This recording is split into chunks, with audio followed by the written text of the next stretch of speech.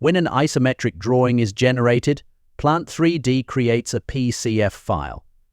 This type of text file extracts all the component and line details, along with dimensional data, from the 3D model and converts it into a 2D schematic. Although PCF files are a result of isometric production in Plant 3D, they can also be utilized for various other purposes.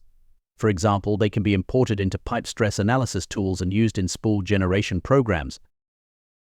If you have a PCF file, it can still be used to generate an isometric drawing, even if you don't have access to the original model that created the PCF file. Let's take a look at a PCF file on our desktop. In the Exercise Files folder, we'll find a PCF file called Example1.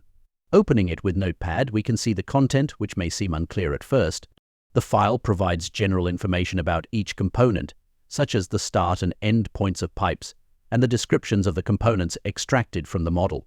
It lists everything in a text format, including components like bolts, gaskets, and valves. Even without the original 3D model, this PCF file contains enough information to generate an isometric drawing.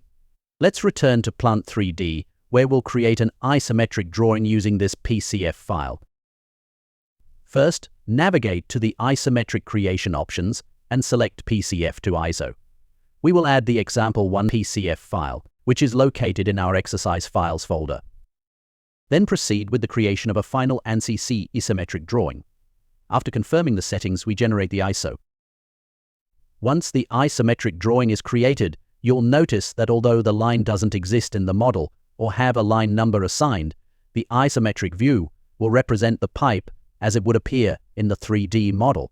The process involves converting the textual coordinates and information into a 2D representation.